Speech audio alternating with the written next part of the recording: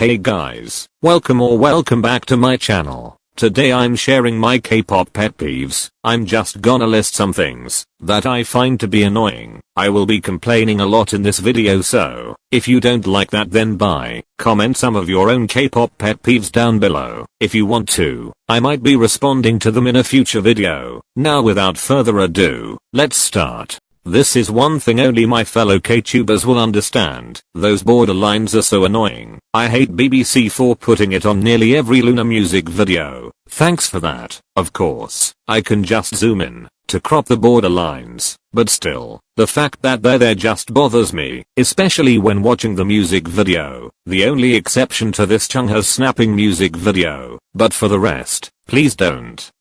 Especially those music videos that change from aspect ratio every 10 seconds. Cough cough, one and only. This just shows that y'all don't know what you're talking about. I see people saying that Jihyo is a better dancer than Momo, and I'm like, what? There is a difference between a performer and a dancer. I see people explaining their point by saying that Jihyo has better facial expressions, and yes, at times, it is true, but that doesn't make her a better dancer than Momo. It just shows that Jihyo may be a better performer, but not a dancer. Dancing is about your body, not what you do with your face. I don't know if this is more of an opinion than a pet peeve, but I still wanna put it out here. Personally, I prefer girl crush over cute. Back in 2018, everyone was doing cute and people who liked girl crush were being praised for liking a more uncommon concept. But now that there is more girl crush, K-pop stans glorify liking cute concepts more, and when you say you prefer girl crush, you'll get called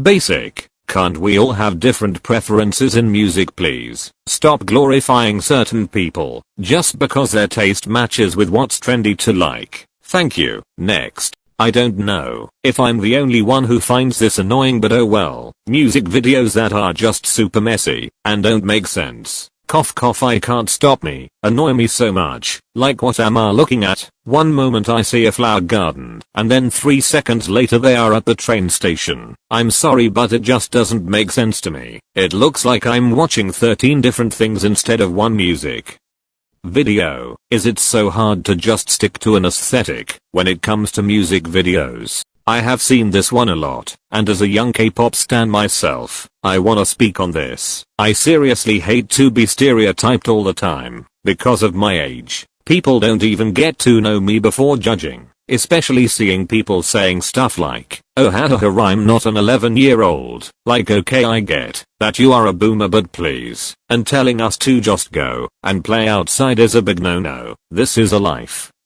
not yours. So shut up and go make your science assignment or whatever. You know, at least I don't have them. This doesn't only happen with younger fans, the older ones as well, but I think the younger ones are far more stereotyped.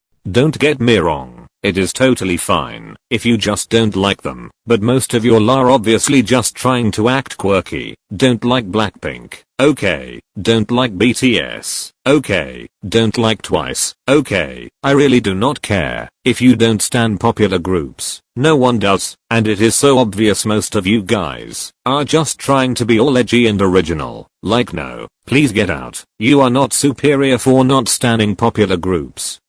And if you do think so, then go touch some grass. One example of this is when K-pop stans constantly scream about how X group from a small company needs to come back. I don't know about y'all, but do you know how much money and effort there needs to be put? The company has to pay for the music video, promotions, styling, makeup, concerts and showcases, etc. A comeback of an already debuted group is also not cheap. A mini album with only 3 songs can cost 12 million won for recording, 15 million won for producing, and 20 million won for photo taking. The cost for an MV is estimated to be 150 million won, so 3 MVs will be 450 million won. All those things are so expensive. Of course it is nice to see your favorite come back after a while, but please take this into consideration. Okay, but this should be everyone's pet peeve. A male idol would have a straight cold face and would being called savage and an unbothered king, but once a female idol does the exact same thing, she gets called rude and disrespectful. Like, please, make it make sense. Just say you hate women and go.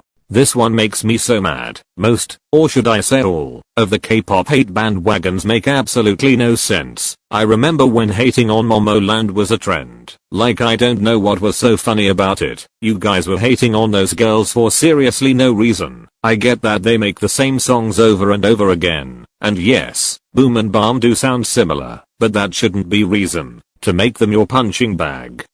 Neither to send death threats, or create false accusations and rumors about them. It disgusts me how most of y'all were doing it for your own entertainment and amusement. I'm sorry to break it to you, but it isn't funny at all. Those sweet girls have done nothing wrong. In fact, they don't even make their own music, so why blame them for having similar sounding songs? Blame the producers, not the girls. They didn't deserve any of the hate they got.